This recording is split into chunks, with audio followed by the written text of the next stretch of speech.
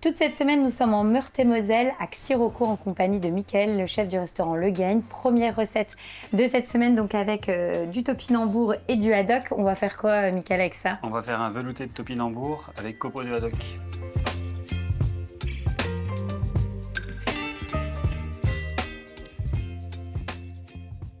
Donc on commence par quoi, Mickaël? On va éplucher Ouais. les échalotes. Ça marche.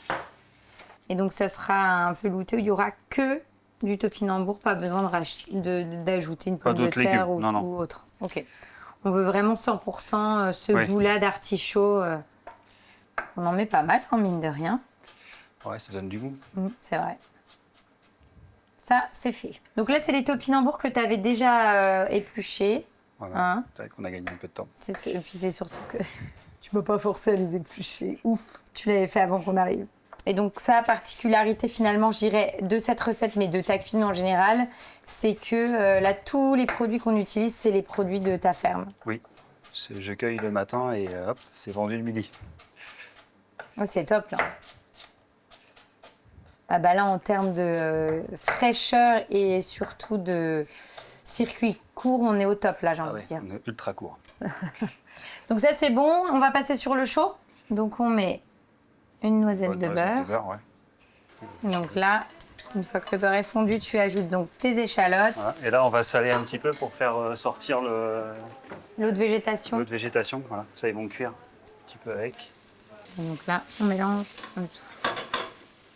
On ne fait pas colorer, hein, on laisse bien blanc. Oui, l'idée de toute façon, c'est tu veux pas de coloration pour permettre finalement à ton velouté d'être bien blanc. Voilà.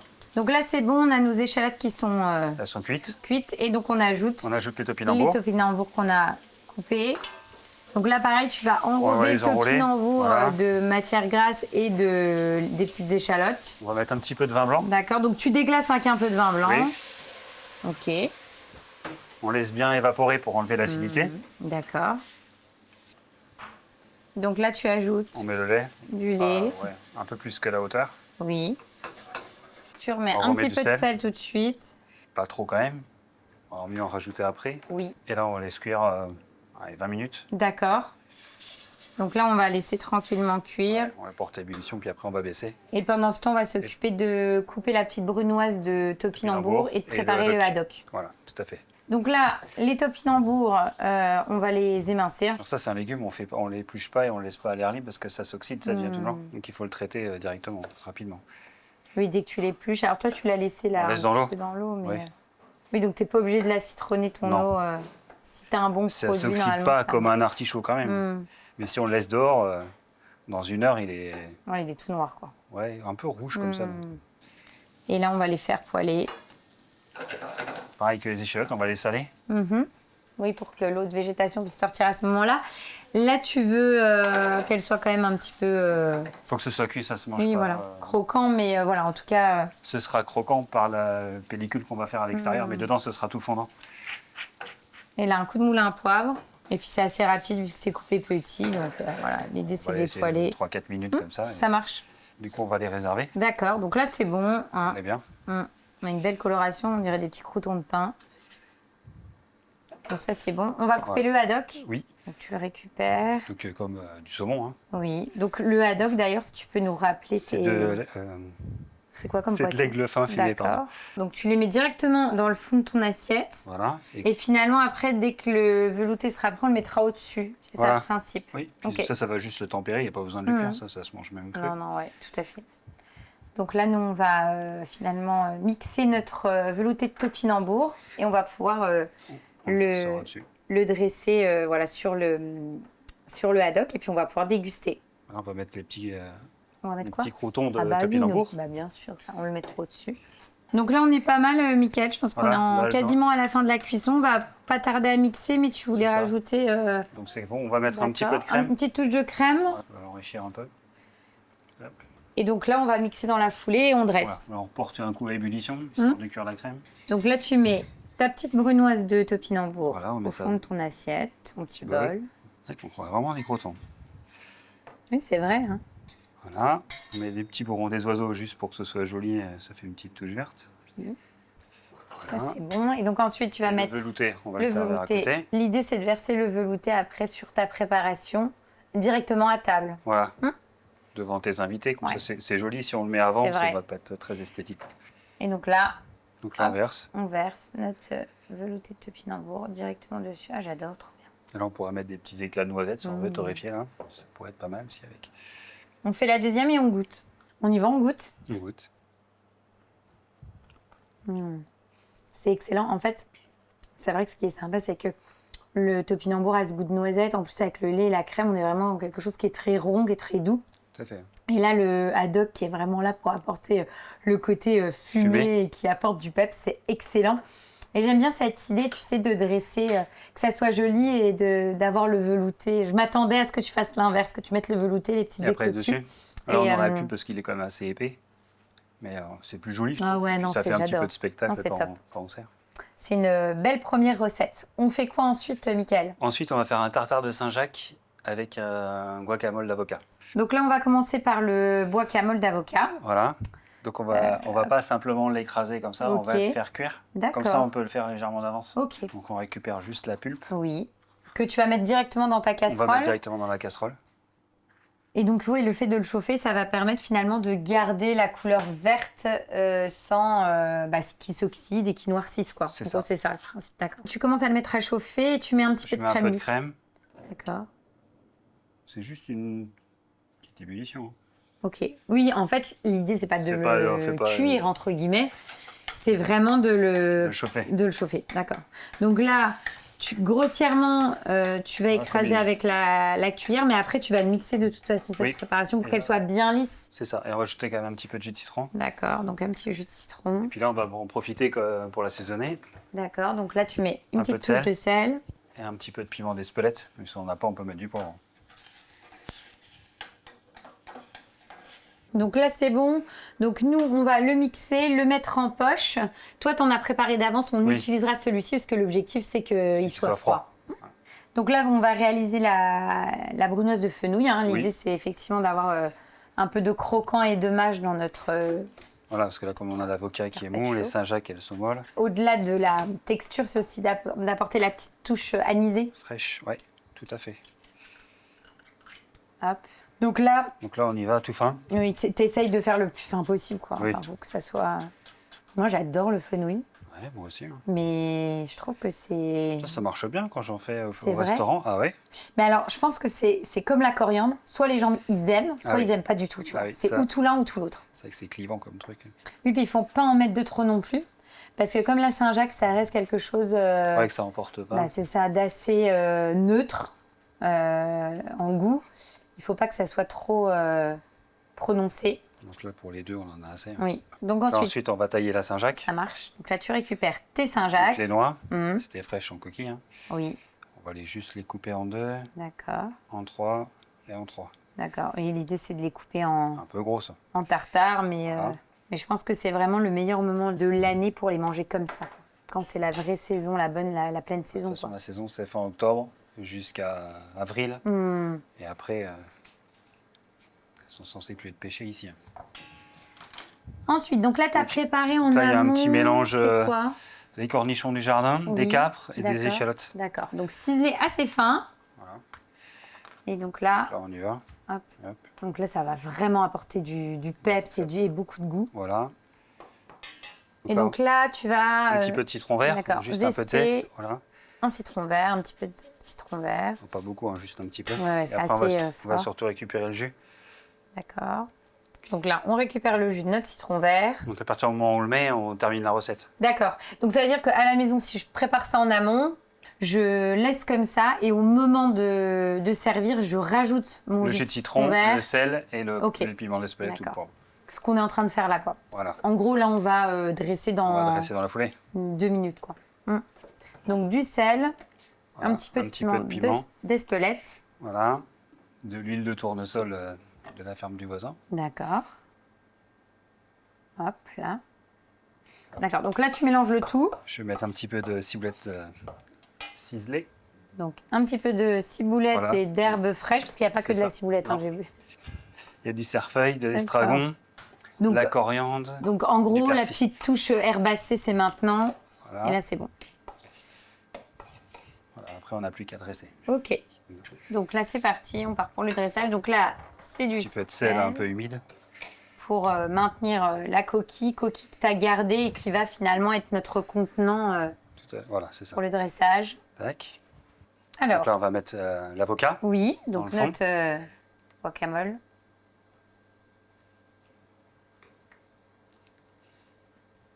Super. Donc là, on va mettre le fenouil. Oui. Donc tu parsèmes de fenouil. Et ensuite, on va essayer de représenter un peu la noix de la Saint-Jacques. D'accord. Pour un cercle. Donc ton porte-pièce, tu vas mettre donc ton tartare de Saint-Jacques dedans. Moi j'adore. Visuellement, je suis déjà fan. Ça fait de la belle Saint-Jacques. Ah ouais, c'est canon. J'adore. Bah ça, tu peux le faire à Noël. Hein. Ah bah oui. Franchement.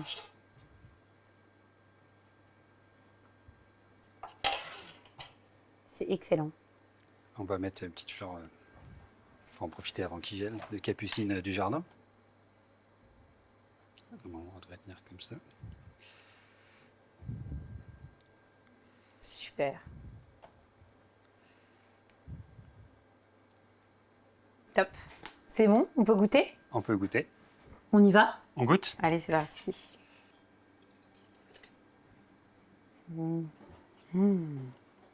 c'est bon. Ah ouais, c'est divin. J'adore. En fait, c'est vraiment très très bon. Bah, pour le coup, le tartare est vraiment bien assaisonné avec ta petite préparation, la cornichon, capre, Après, etc. échalotes, ouais. Et l'avocat en dessous, ça apporte vraiment une petite touche de douceur qui atténue un peu le côté peps. Et puis, tu as la petite touche là de fenouil. réglisse, ouais, qui est là anisée, qui est très bonne. J'aime vraiment, vraiment, vraiment bien cet assaisonnement-là. Et je le referai à Noël, tu vois. Je trouve que ça apporte de la fraîcheur. Entre, voilà, Tu vois, c'est simple. Hein, il y a ah ouais, pas- non, c'est vraiment parfait. Entre l'apéro et le plat un peu costaud, tu vois, ça remet un petit peu... Les compteurs à zéro. Ouais, c'est ça, exactement, j'ai l'impression.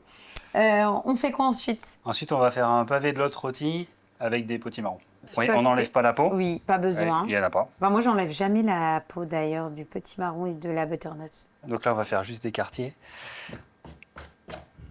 Parce que l'idée, c'est quoi au niveau de la cuisson? Tu m'as dit rôti, là, on va tu vas les mettre rôtir quoi, au four.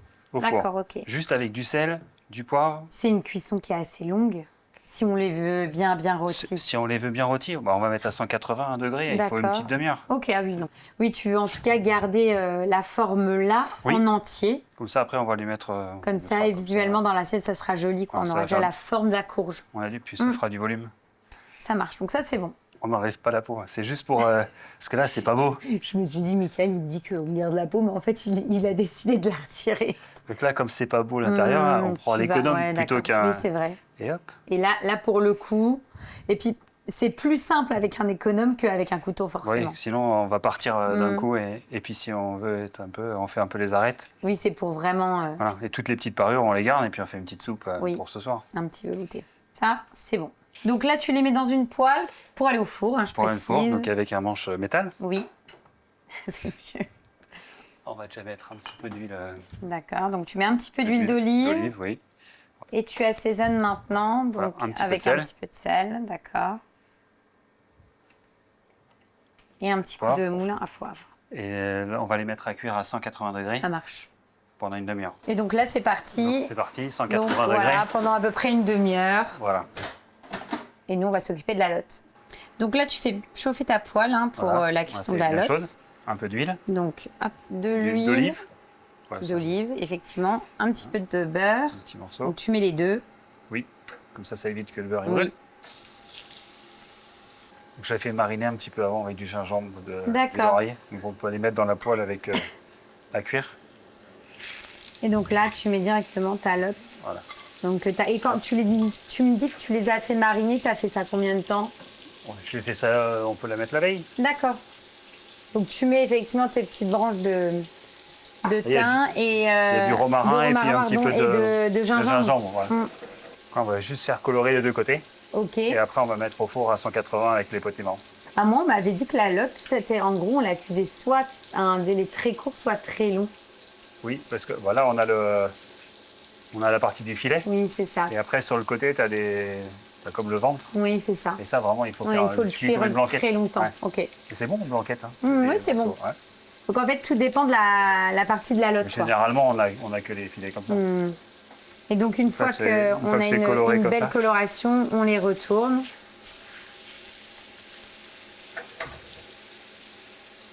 Là, comme elles sont épaisses, on va même colorer les petits des côtés. D'accord, ok. Oui, pour avoir vraiment le côté caramélisé sur toutes les faces. Si vraiment c'est fin, on fait que 2 côtés pour pas que ce soit trop cuit. Donc là, on a une belle coloration sur toutes les faces. Oui, on va ajouter les lardons. Ouais, ça marche. Voilà, et puis on va mettre au four. D'accord, directement comme ça au four. Oui. Le four, combien de temps à 180 180, on va les laisser 5 minutes. D'accord. Et donc là, on va mettre la sauce à température. Voilà, donc tu as on va la réalisé chauffer. une sauce à côté. C'est une sauce de quoi? C'est une sauce au lard. Ok. C'est des échalotes qui sont suées avec les petites parures des lardons. Un petit peu de vin blanc, D'accord. du fond de volaille, on fait réduire, un petit peu de crème mixée, passé. Ok, ça marche. Donc là, on a quasiment tout qui est prêt. On va rapidement dresser. Bah, là, on attend quelques minutes, on va laisser reposer et après, on remettra. Voilà, et on peut dresser. Oui. On va commencer par mettre la sauce. D'accord. Donc, hop.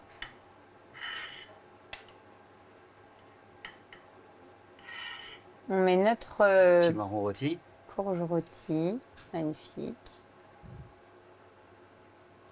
Voilà, puis on va mettre la lotte, Super. petit lardon.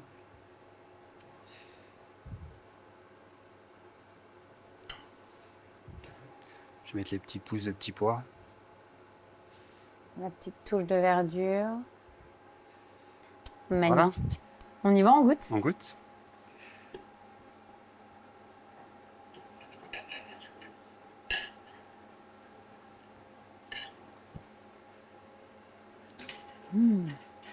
Alors, c'est divin. Et je t'avoue que je suis assez surprise de la petite touche de gingembre, puisque je t'avais demandé si on la sentait. On ne sent pas plus Eh que ça, tu trouves? bah non, mais tu m'avais dit oh non, pas trop. Et je trouve qu'on le sent quand même assez. Ça rehausse. Mais on n'a pas ce goût de gingembre comme tu vois, tu l'as en goût qui est assez puissant. Ça a enlevé la puissance, mais on a ce goût en se disant tiens, qu'est-ce que c'est? Donc je trouve que ça apporte quand même une petite touche de fraîcheur que j'aime bien, que je trouve assez surprenante. Et c'est vrai que ce qui est sympa, on est dans une recette, tu vois, très gourmande, quoi. On a le petit marron qui est très rond, on a le lard qui est là, la petite sauce et le gingembre, pour le coup, qui est là pour apporter la petite touche un peu, quand même, qui apporte une petite touche de fraîcheur, je trouve, que j'aime bien. C'est assez intéressant. J'adore. Vrai plat d'automne. Ouais, franchement, bravo. Merci. On fait quoi ensuite? Ensuite, on va faire un carré de porcelet rôti avec des petits poireaux du jardin. Donc là, de l'huile arachide ou tournesol, plutôt neutre. Un petit peu de petit beurre. morceau de beurre. Donc, sachant que tu as déjà préparé ton carré de porc. Oui, voilà, j'ai nettoyé les côtes. Voilà, bah ça après on peut demander au Pour que ce boucher. soit Et joli. tu l'as assaisonné, hein, Voilà, sel et poivre. Un petit peu de gingembre et de romarin. On va D'accord. mettre dans le beurre de cuisson. Donc là, c'est parti. Donc là, il a la couenne encore. Donc là, on va faire le un jaune. saisir côté couenne. Voilà. Une fois qu'il sera coloré, on retourne et on met au four. D'accord. Alors, il faut faire attention parce que ça risque de Ouais, je m'éloigne un petit peu. va se brûler. Donc là, dès qu'on a la couenne qui a une belle coloration, Voilà. là, on retourne. Voilà, et là, comme ça, on va le mettre au-dessus dans le four. Ok, et donc là, au four 180, Voilà. pendant combien de temps? Alors, on va laisser 10 bonnes minutes, 10-12 Ok. minutes. Et après, comme on les laissera tirer tranquillement. Voilà, Donc là, une eau bouillante salée, voilà. bien salée. Bien salé. C'est les poireaux du jardin. C'est des poireaux. Tu m'as dit que tu les avais cueillis ce matin. Ce matin. Rien que pour nous. Donc là, l'idée, c'est de les blanchir entiers comme ça. Voilà. Et comme ils sont cueillis tout frais, là, ça cuit à une vitesse. Donc, sachant qu'à côté, tu as déjà prévu des glaçons pour pouvoir... Les refroidir. voilà, dans 5 minutes. Ouais. Donc là, ça fait à peu près 10 minutes qu'on attend. Ouais, 10 Donc bonnes là, minutes. c'est Voilà, bon. là, on est bien, on a piqué. On va c'est pouvoir tout moelleux. les sortir, nos poireaux, et on les met tout de suite Dans les dans glaçons. une eau glacée pour pouvoir Ça les fixe la refroidir. la chlorophylle, et ça évite qu'ils cuisent de C'est plus. ça. Hein. On va les sortir. Hop. On enlève l'eau. Et puis on va les couper en deux et on les refera un petit peu poêlés à la poêle. Eh ben, ça marche. Et après, donc, tu me disais, tu vas les retravailler avec un petit peu de beurre pour Voilà. apporter un petit peu de gourmandise. C'est ça.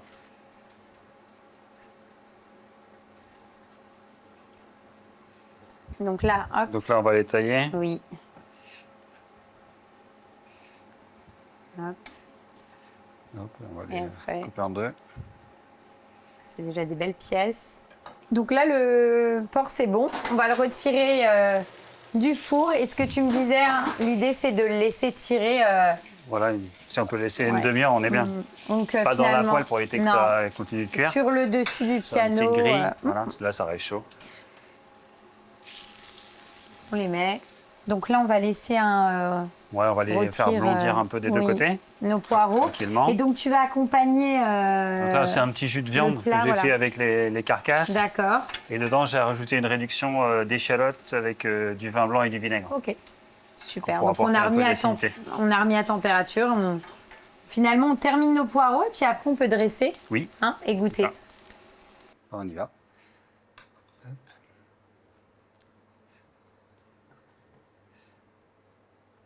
On dresse le poireau. Voilà. On va couper le carré. Oui. On va faire des petites côtes. D'accord. Donc là, hop. Tu récupères. Avec la couenne qui est toute croustillante. Waouh. T'en comptes combien d'ailleurs par personne? Voilà, elles sont petites, on va en mettre 3. Ok. C'est une recette tout en trio, quoi. Ouais.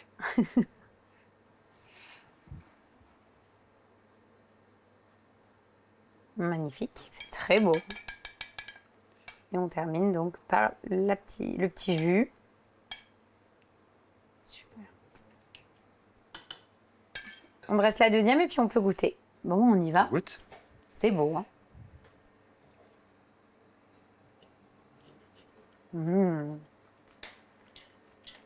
C'est excellent. Alors déjà, je tiens quand même à préciser, tes poireaux sont à tomber par terre. Ah, c'est bon, poireaux tout frais comme ça n'a rien à voir. Ils sont excellents. Alors moi, ceux que j'achète n'ont pas ce goût-là. Donc non mais c'est un bon produit, on sent que c'est frais, que tu l'as récupéré ce matin dans ton jardin, etc. Enfin voilà, c'est vraiment, il est excellent, il a beaucoup de goût. Donc ça joue et ça se marie super bien, je trouve, avec le porc. On est vraiment dans une recette, je dirais, voilà, entre guillemets. Alors quand je dis assez rustique, c'est des produits simples qui viennent, de la campagne, etc. Mais voilà, c'est super bon, on se fait plaisir, ils ont beaucoup de goût, donc belle recette. Merci. On va terminer par un dessert. On va faire une pavlova à la bergamote et puis aux clémentines. Du coup, donc là, on va commencer notre crémeux. On va faire un crémeux, voilà. Donc, tu as mis quoi dedans là? Donc là, il y a le zeste d'une bergamote. D'accord. Avec son jus. Oui. Et un jus de citron. D'accord, pour on couper. On arrive à 125 grammes. Oui, ça atténue un peu parce que la bergamote, c'est tellement c'est vraiment assez puissant. Ce serait trop client. Donc là, on rajoute le sucre. Oui. Au niveau des quantités, tu les as? On a 125 grammes de jus. Oui. Donc bergamote, citron. Oui. 140 grammes de sucre. D'accord. On va faire bouillir. Oui. Donc on va faire bouillir pour faire dissoudre notre sucre. Voilà. Et le zeste d'une bergamote. D'une bergamote, oui. Donc là, c'est bon. Première ébullition. Voilà. On verse sur 3 œufs. D'accord. Entiers. Ok, donc tu mélanges. Et après, tu vas remettre donc dans ta casserole. Et là, on va porter juste une petite ébullition. D'accord. Donc là, tu n'as pas peur que qu'on ait une cuisson au niveau des œufs? Ça va les cuire, les œufs, mais ça ne va pas trancher. Ok. Ça va être tout lisse. Oui, on va voir, ça va épaissir un peu de toute façon.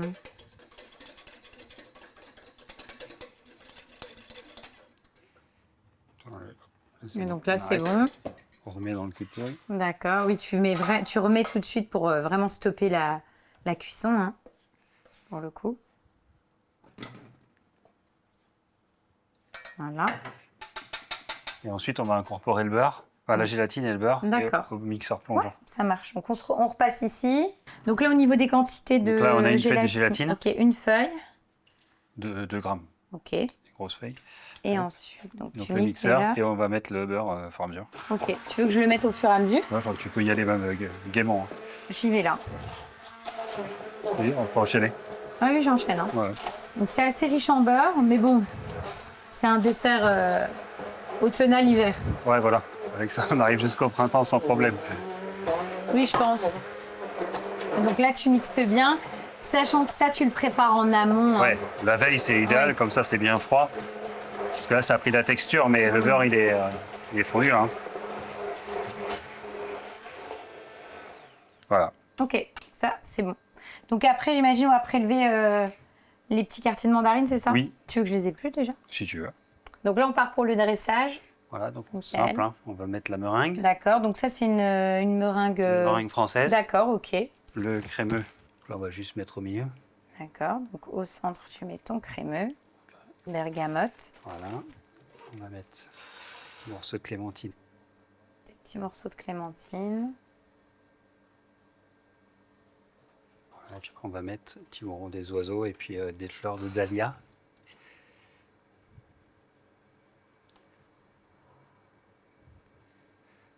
Et après, tu veux que je zeste, c'est ça? Oui, tu voilà. Vas zester un petit le peu temps que je fasse la deuxième. Non, ouais, de bergamote dessus. Très léger, j'imagine. Oui. Parce que c'est vrai que c'est assez puissant. Tu dresses la deuxième et Parfait. puis on peut goûter. Bon, on y va, on goûte. On goûte. C'est beau. Hein.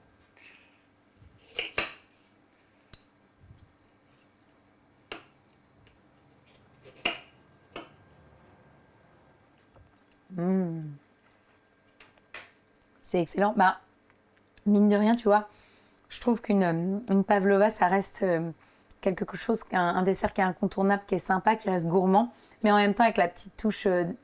avec la fraîcheur. Ouais, exactement, aérienne. La bergamote, là. Moi, j'ai découvert il y a quelques années la bergamote, hein, loin du bonbon de à la bergamote de Nancy. Et c'est vrai que c'est très sympa, le goût, je le trouve vraiment excellent. Quoi. C'est très bon. C'est incomparable avec les autres agrumes. Il y a une vraie typicité qui est vraiment top. Et le mariage clémentine et bergamote fonctionne à merveille. Quoi. Ouais, c'est parfait. Donc, non, c'est un très très beau dessert. Quoi. Donc, je valide, chef. Merci Valentine. Merci à toi, Mickaël, pour ton accueil. Voilà, c'était très sympa, comme la dernière fois d'ailleurs. Revenez quand vous voulez. Eh bien, écoute, c'est noté, à la limite, parce qu'on n'est jamais venu au printemps ou en été. Je crois pas. Non, si. non, c'était l'automne à la dernière Voilà, donc on va essayer de venir à une autre saison. Pas de souci.